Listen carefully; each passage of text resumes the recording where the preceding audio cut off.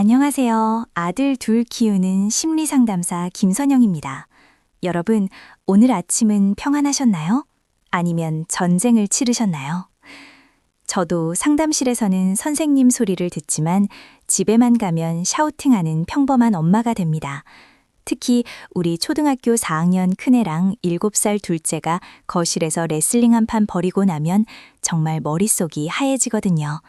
도대체 우리 아들들은 왜 이럴까?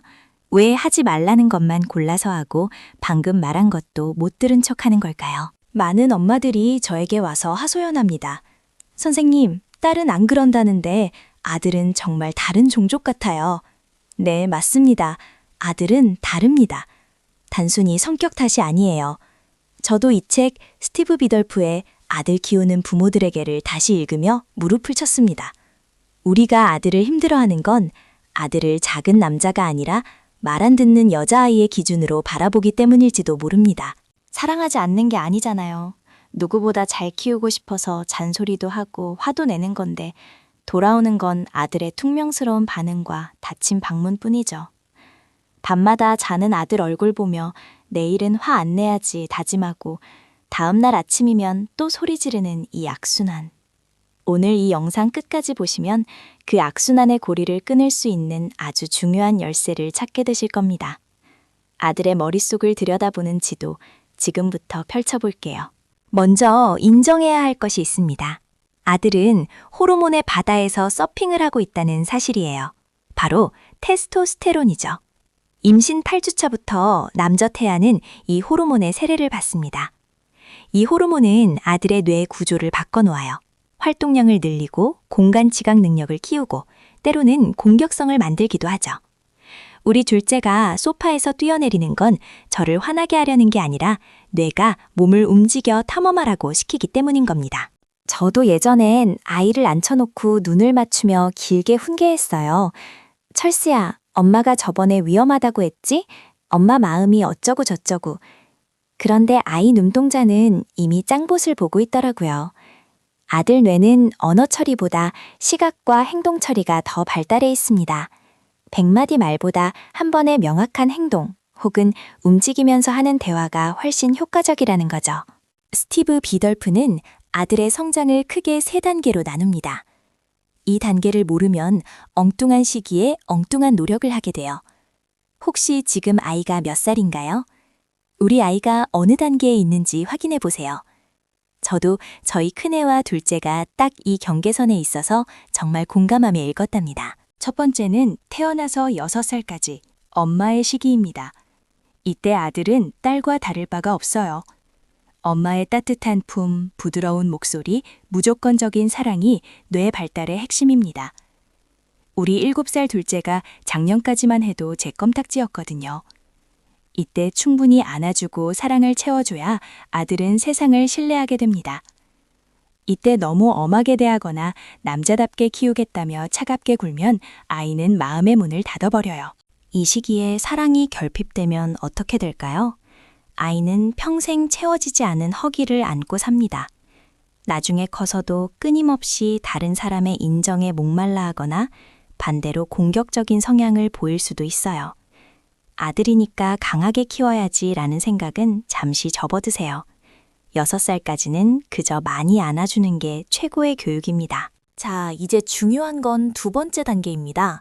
6살에서 14살. 저희 큰애가 딱 여기 해당하죠.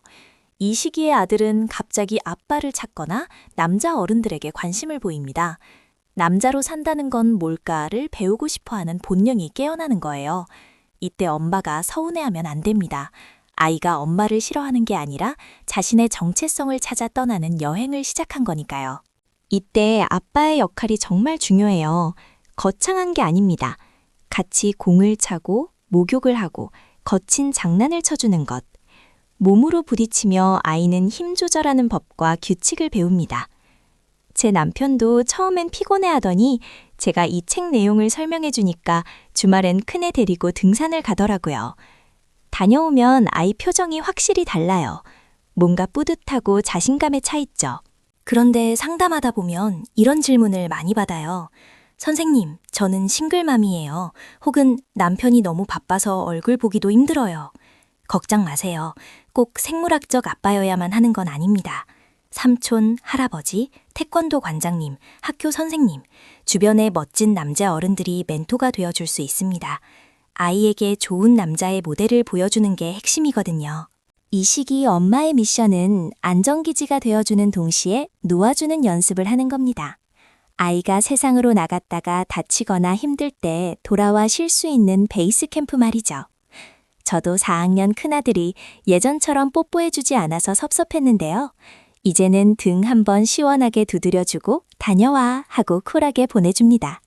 그게 아이를 진짜 남자로 만드는 사랑이니까요. 마지막 14살 이후는 멘토의 시기입니다. 이제 부모의 품을 완전히 떠나 더 넓은 세상의 어른들에게 배우는 단계죠. 사춘기가 격하게 오는 이유도 부모라는 껍질을 깨고 나가려는 몸부림이에요. 이때 부모가 모든 걸 통제하려 하면 전쟁이 납니다. 믿을 만한 선생님이나 선배와 연결해 주는 게 부모가 할 수 있는 최고의 지원입니다. 자, 단계는 알겠는데 당장 오늘 저녁엔 어떻게 해야 할까요? 아들과 대화할 때 기억해야 할 황금 규칙이 있습니다. 첫째, 짧고 굵게. 아들 뇌는 긴 잔소리를 소음으로 처리합니다. 철수야, 학교 갔다 왔으면 양말은 빨래통에 넣고 가방은 제자리에 둬야지. 대신 그냥 철수야, 양말이라고 하세요. 놀랍게도 그게 더 잘 통합니다. 둘째, 마주보지 말고 나란히 앉기. 남자아이들은 정면으로 눈을 맞추고 대화하는 걸 부담스러워하거나 대결로 느낄 수 있어요. 차 타고 갈 때, 산책할 때, 혹은 설거지할 때 툭 던지는 말에 아들은 속마음을 엽니다. 저도 중요한 얘기는 꼭 아이랑 밤에 나란히 누워서 천장 보고 해요. 그럼 평소에 안 하던 학교 얘기도 술술 하더라고요. 가장 중요한 건 감정 교육입니다. 우리 사회는 아직도 남자아이들에게 남자는 우는 거 아니야, 씩씩해야지 라고 강요하죠. 이게 아들을 망칩니다. 감정을 표현 못하게 막으면 그 감정은 결국 분노나 폭력으로 터져 나와요. 아들이 울거나 속상해할 때 왜 울어? 하지 마시고 속상했구나, 울어도 돼 라고 말해주세요. 아들을 키우다 보면 내가 부족한 엄마 같고 매일 실수하는 것 같아 괴로울 때가 많아요. 저도 그렇습니다. 전문가인 저도 애한테 소리 지르고 밤에 이불킥해요. 하지만 여러분, 완벽한 엄마가 필요한 게 아닙니다. 아들에게 필요한 건 행복한 엄마예요. 엄마가 행복해야 그 에너지가 아들에게 흘러갑니다. 스티브 비덜프는 말합니다. 아들을 그저 거친 남자가 아니라 따뜻한 마음을 가진 섬세한 남자로 키워야 한다고요. 요리도 할 줄 알고 아기를 돌볼 줄 알고 타인의 아픔에 공감할 줄 아는 남자. 그런 남자가 미래에는 더 사랑받고 성공할 겁니다. 우리 아들들, 겉으론 투박해 보여도 속은 말랑말랑한 젤리 같다는 거 엄마들은 다 아시잖아요.